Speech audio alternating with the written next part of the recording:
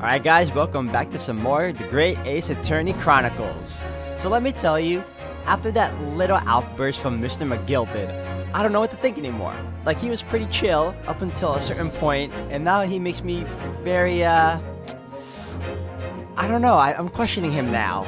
So, we're gonna continue on with this trial, and we'll see where it goes. So if anything else, guys, thank you all for watching. Let's get to it. Alright guys, and we're back, and the last time we, we were pretty much, what was the word? Cross-examining Gina Lestrade. There you go. Alright. Then after a while, I heard this loud bang. Nearly jumped out my skin, I did. And the scream just came out. Okay. Hold it! When you say a loud bang, do you mean the noise of someone falling to the floor? I was gonna say door. Could have been, I suppose. I don't remember so well. Point is, it made me jump.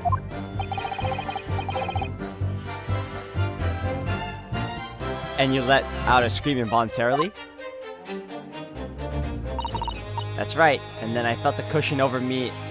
Then felt the cushion over my head get lighter all of a sudden.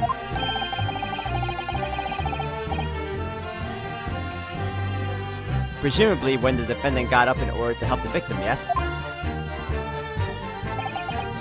Or not. It could equally have been the moment the accused stood in order to stab his victim, could it not? Well, girl, did you see what happened at that crucial moment? Yeah, I saw it.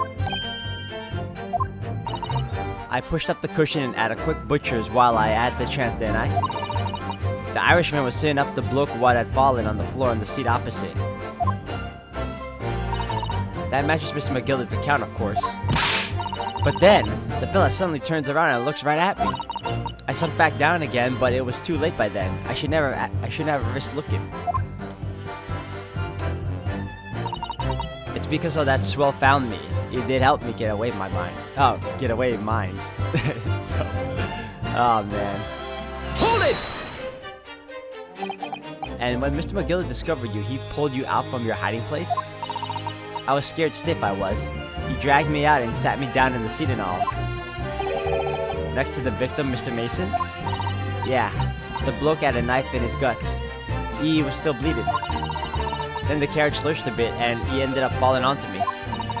Ugh, how awful. Both me ends got covered in blood. Both me ends got covered in blood. It made me feel sick as a dog. Okay, that's who had their hands covered in blood. Both their hands covered in blood. That must be what the rooftop passenger saw. After that, I believe you talked to Mr. McGilden for a while. Is that correct? He asked me some stuff. Wanted to know my name and what I was up to and that. What I was up to and that. Then I heard something from above. Someone screamed. Yes, Mr. Furst on the roof deck, one would presume. Well, I didn't want no one seeing my face, so I didn't look up. Then the horses were drawn up smartish, and this here Irishman says to me, "Get back under the seat. I'll see that you can get away later." All 6 members of the jury had decided that the defendant was innocent. For one brief shining moment, yes. It's clear that they all are still very unsure. If we could just find some conclusive piece of evidence among the new testimony, I'm sure we would clinch the verdict we want. Yes, I think you're right. And I have this niggling feeling. Something's bothering me, but I just can't quite put my finger on it.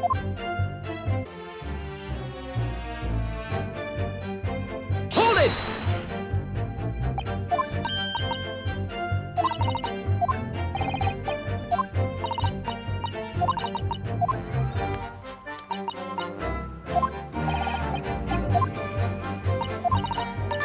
Well, no. Hold on a second. There you go. I'm gonna have to, Alright. I'm trying to figure out what button I pressed it. Oh, space. Excuse me! Is something wrong, Mr. McGilden? Oh, I do apologize. Was there something the matter, counsel? I'm just wondering if Miss Lestrade's last comment made something occur to you, perhaps. You seem to be thinking something to yourself. Oh, no, 'twas nothing important. I was feeling bad for the poor lass is all. I remember feeling desperate myself as a young lad. Shut up in the dark 'twas terrifying, so it was. I see. Yes, I'm sure we can all sympathize. I'm still scared of the dark now. Aye, and I don't know about myself. Not yourself. But I find that the darkness seems to make everything you hear seem that much louder as well. Yeah. I suppose it does. Maybe. See? Why is she pausing here and there? Miss Lestrade? Did you hear something that night? Anything? An unusual noise, perhaps?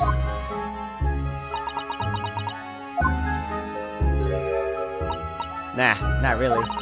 All I could hear was the Irishman snoring. But jabbers, there's no need to tell the whole world of me foibles, you little scamp. What a pity.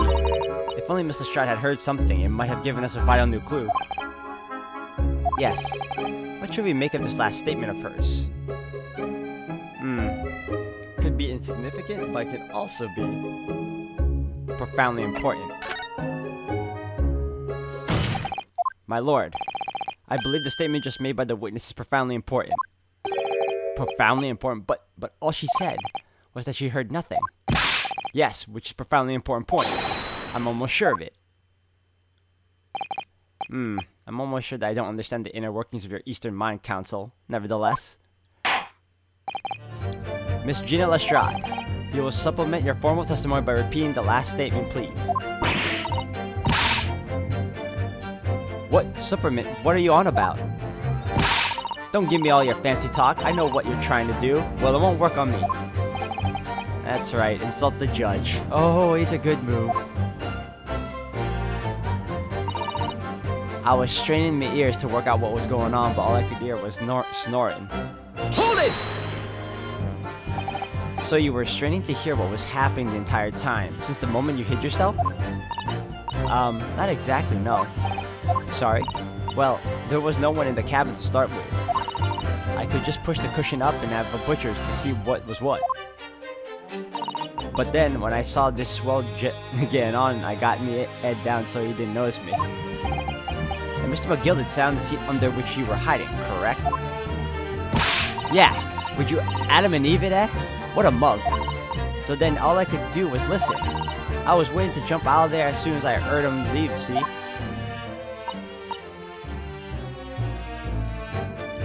But would he not likely? Even though we stopped there and there, I never heard the door open. So I just had to stay and put and listen to him driving his pig's market, snoring like the old dog he was. Are there any conclusions we can draw from that, I wonder? I don't think it adds up, though. Miss Lestrade, what you have just told the court is clearly at odds with the facts. Huh? At odds? Are you sure, man? Absolutely. It seems my learned Limpanese friend is not as dull-witted as I feared. So Van Zeeks realized it too.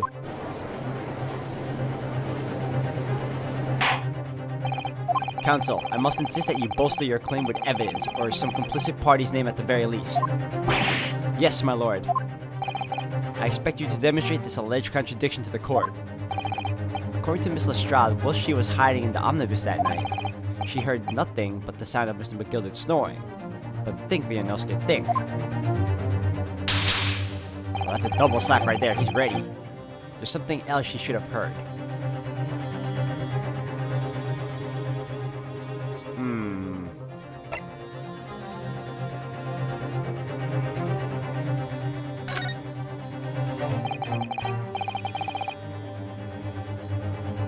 Very well, my lord. Allow me to elaborate. On a particular sound that Miss Lestrade could not have failed to hear on the night in question. The sound very clearly explained by the presence of the following person. I think it was Mason. Take that! Thrice fired Mason? Yes, my lord. The sound that Miss Lestrade cannot have failed to hear. is that of the victim, Mr. Mason, boarding the omnibus.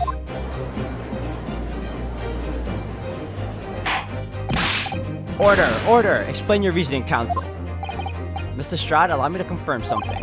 You claimed earlier that you were the first person on board the omnibus, is that correct? Yeah, of course I was. I got on while the driver was in the pub, didn't I? And the next person to board the omnibus was Mr. McGilden. That it was. Not a soul was in the cabin when I climbed aboard. At least not in plain sight. So, you were to all intents and purposes alone in the enclosed cabin up the omnibus at the time. Did I not just say as much? I was traveling with anyone else, if that's what you mean. I wasn't traveling with anyone else, if that's what you mean. Yeah, I saw him get on, remember? Through the crack under the seat cushion. It was on his own for sure. And, from what we've heard, the carriage made a number of stops after that on its own onward journey. During which time, did you not hear the door opening or closing at all? Nah, never heard it. That's exactly what I was listening for, weren't it? Waiting for this swell to leave? In which case, when and how did the victim end up in the carriage? Ah, we know that the victim collapsed inside the enclosed cabin of the omnibus. Therefore, Mr. Strahd's statement about what she did or did not hear is at odds with the facts.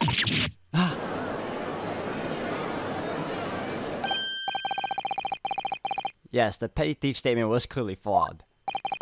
Lord Van Zeeks. Yes, he knew. He knew all too well that there was an inconsistency in Mr. Strahd's statement. It would seem words of thanks are in order for my learned friend.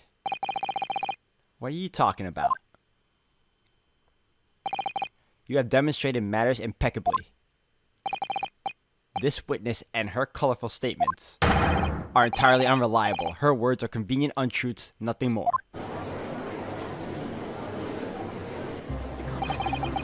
He's dead right. How could the victim possibly not have boarded the omnibus? That makes no sense whatsoever. And this girl is a pickpocket. Let's not forget that. Uh-oh. Old lady's ready. Ah.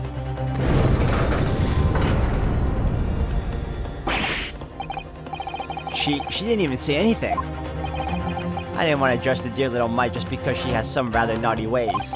But I must say, I can't abide liars.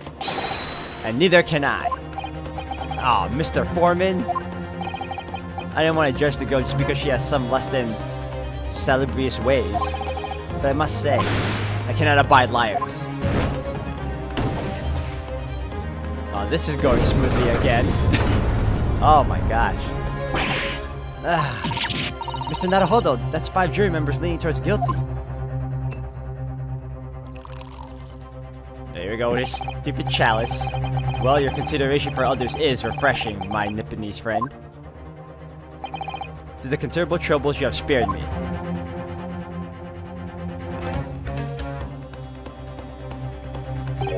Yes, very refreshing. Ah! Go! What are you playing at? Have you forgotten who you're working for, you useless Eastern Amadan? This is carnage, it's perfect. Juror number 2 is the only one left. Mr. Naruhodo, the way this is going, I know. We can't find some new way to convince everyone of Mr. McGilden's innocence. The judge will rule and we'll have lost. I very much wanted to believe the words of one of London's most respected gentlemen, but those of us in service know we must accept hard truths. Hold it! Oh, nice. Yes, the witness's last statement seems to have revealed a critical inconsistency in her story. However, if we consider the possibility that her statement is in fact the truth, it may shed an entirely new light on this whole case. What are you saying? Counsel? I'm sorry, sir. Whatever do you mean? Counsel, I will not tolerate you attempting to prorogue my adjudication. Explain yourself at once. When the accused boarded the omnibus on the night in question, the victim was nowhere to be seen. Subsequently, The carriage door was not heard opening a single time, as testified by the witness in the stand. And yet the victim's body was found inside the carriage. If this petty thief's words are to be believed, how do you explain the victim's miraculous appearance inside the cabin of the omnibus?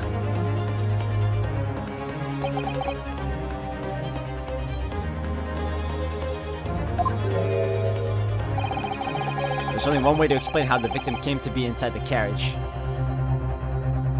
He was in there already, there was another entrance. He was put there after he died. No, there had to be another, there's another entrance, there has to be.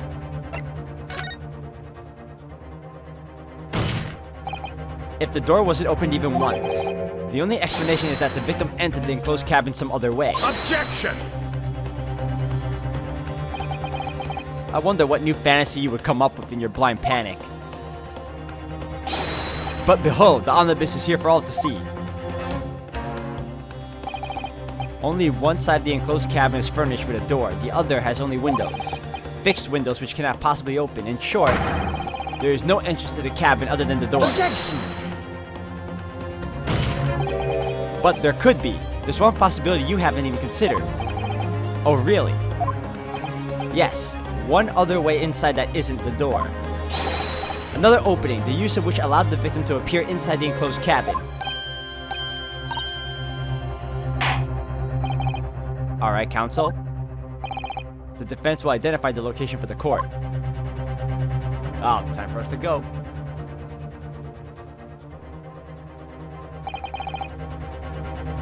Here's the omnibus on which the incident occurred. Where on earth did this entrance by which you propose the victim entered the cabin? I would have to say the Skylight, which is the top roof here. And Take that! it must have been here. This is how the victim came to be inside the cabin. Humor me a moment while I consider your answer. You proposed that it was possible to enter this omnibus without using the door despite the windows being fixed. I do, yes. Well, if you believe such a thing to be possible, pray do demonstrate. And here's to you, remaining inside until the carriage has taken you back to the port of your inevitable departure. I'd like to stay here and try again, it's all the same to you. Alright, counsel. The defense will identify the location for the court. Oh, I thought I picked the Skylight. Take that!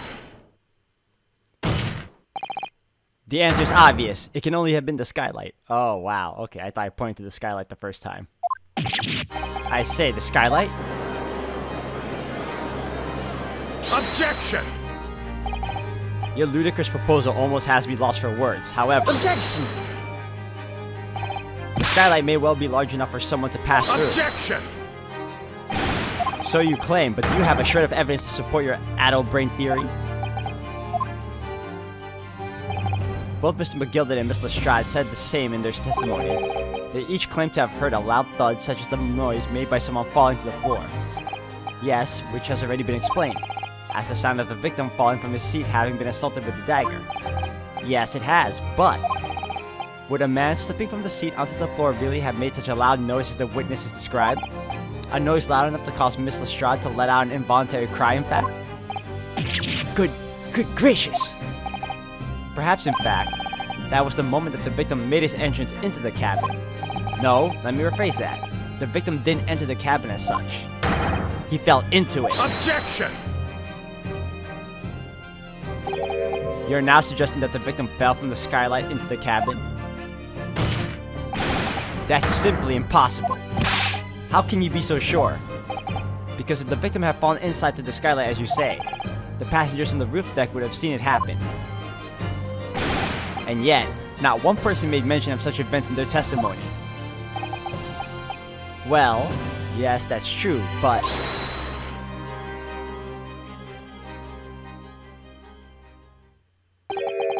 might a humble fella make a wee comment here? Mr. McGilded? To be sure now, the two fellows who were sat on the roof that testified afore said nothing of a victim falling through the Skylight. But It seems to me, my lord, that 'tis not so much a case of them not saying, but... Aye. 'Tis a case of them being unable to say. What? I think, perhaps, the two fellas do be having something of a compelling reason not to mention what happened. Would yous not agree, fine ladies and gentlemen of the jury? Oh my goodness, surely not. Those two chaps on the roof?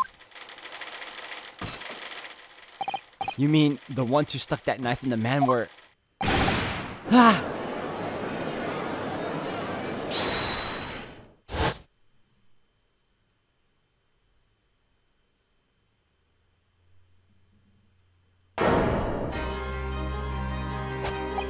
Just what exactly are you insinuating here, you bletherer? You rotter! He said, you rotter! What are you insinuating? This is the first time I ever saw him act like this. He was more of a... I don't know. Looked more of a chicken head to me. This is a flaming outrage. I have a good mind to give you a blinker in a minute. He'll give you a shiner in a minute, he said. And so will I. Mr. Fairplay.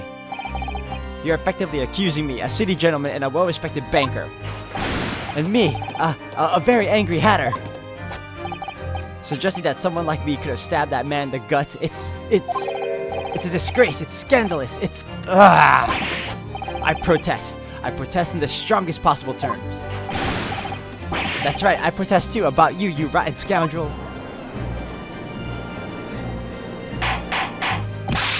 Order, order, order! This is not a time for witnesses. I will not permit this wanton invasion of the stand. Return to the anteroom at once. But this is beyond reason, my lord. It's outrageous. It's very hurtful, you know. My lord, if I may comment. Go ahead, Lord Van Zeeks. It was the defense that incited the outburst from the witnesses. My learned friend has been fit to abandon all protocol and accuse the witnesses without proof. Accuse? I never intended to. It seems, young Nipponese, that your command of the English tongue is wanting. You propose to this court that the victim fell through the skylight from the roof deck of the omnibus. That hypothesis cannot possibly stand without the rooftop passengers being aware of the events. You have branded these gentlemen liars. You have intimated their criminal guilt. In our British courts of law, that is what is termed a baseless accusation. That was a very weird moment for my music. I know I was rash to put this idea forward without any actual evidence, but you can't just dismiss it without a second thought. What are we wasting time for? Get him to testify. I thought there was something fishy about that from the moment I laid eyes on the fellow. We have to see this matter through now, one way or another. If there's filth and rubbish in our midst, we must dispose of it at once.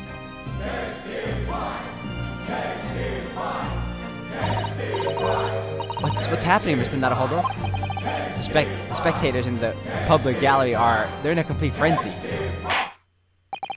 Mr. Fairplay and Mr. Furst. My lord. You will take the stand again and make another formal testimony in reference to the indictment brought in by the defense. Yes, my lord. I didn't come here for this. See, this guy is like, he knows something. There's no time to think this through. All I can do is keep pushing forward. Here we go. Refuting the accusation. We were the only two people up on that roof deck, dead or alive, I can swear to that. If anything had happened where we were sitting, don't you think one or the other of us would have noticed? In any case, neither of us know the first thing about the victim. We had no reason to kill the man. That? Okay. The skylight was shut the entire time, I tell you. We couldn't possibly have opened it. If you're so sure the victim fell through the skylight, where's your proof?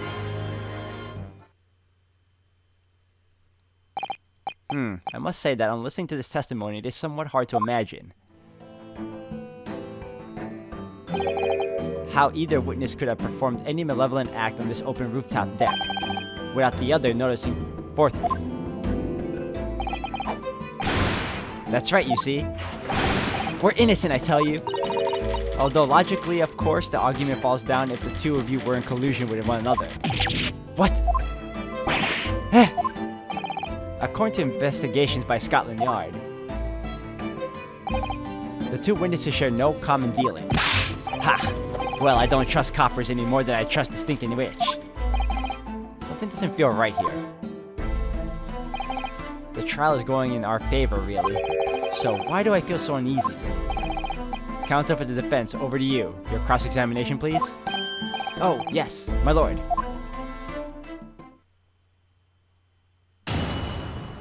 Alright, time to cross-examine again. We were the only two people up on that roof deck, dead or alive. I can swear to that. If anything had happened where we were sitting, don't you think one or the other of us would have noticed? In any case, neither of us know the first thing about the victim. We had no reason to kill the man. I want to question this one. Hold it! So, you had never met Mr. Thrice-Fired Mason before? Oh, no, not once, never. He'd never met the man before, he said, never. Why is he repeating everything he's saying? And you, Mr. Furst, had no prior dealings with the victim either? That's right, sir. Hatters don't have much to do with brick makers, to be perfectly honest, sir. No, I imagine not. You see how many different ways I can put this? Neither of us have the remotest connection to the gentlemen who were inside the cabin. That's right.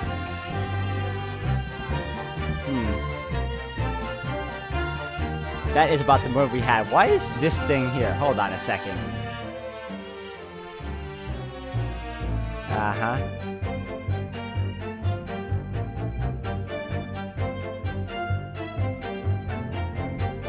There you go. I wanna...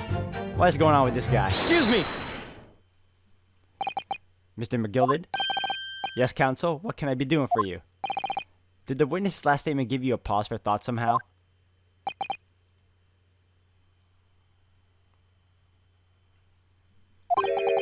Not the remotest connection, is that right now, I wonder? What are you insinuating now? Ah, Mr. Fairplay, it has been too long, so it has. If I'm not very much mistaken, I believe 'tis fast approaching, is it not, your repayment date? I beg your pardon? You borrowed 20 guineas from me, sir. At an unconscionable rate of interest, you tricked me. It's an extortion.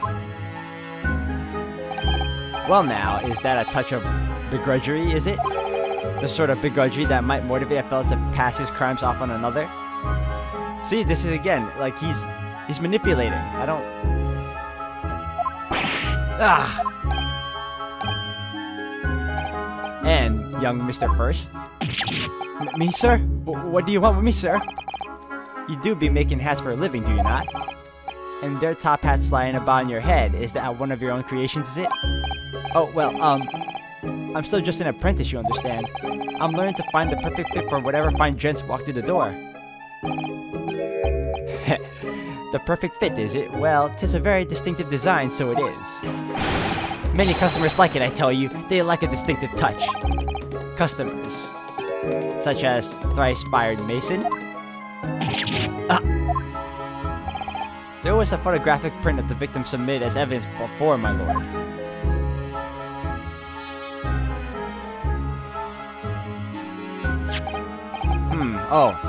This you mean. I can't help thinking that the poor fellow's hat looks distinctly familiar, wouldn't you say? That's one of my hats. That it is. So it would seem the brickmaker was a customer of yours. The sort of customer I'd wager you could have had a wee quarrel with over the distinctiveness of the goods. Oh no, sir. Absolutely not, sir. Well, there's really nothing more to add. It wouldn't be right to say that the two fellows here haven't the remotest connection to the victim, you see. Here we go again with this dude bowing. I rest my case. You little weasel. He's better at this than I am. Gosh, Mr. McGilda has certainly been thorough in his research, hasn't he? Nah, he's manipulating the situation. Look at him, he's like giggling here. See, now I'm worried. Please, don't let me little interruption hold up the proceedings. The skylight was shut the entire time, I tell you. We couldn't possibly have opened it.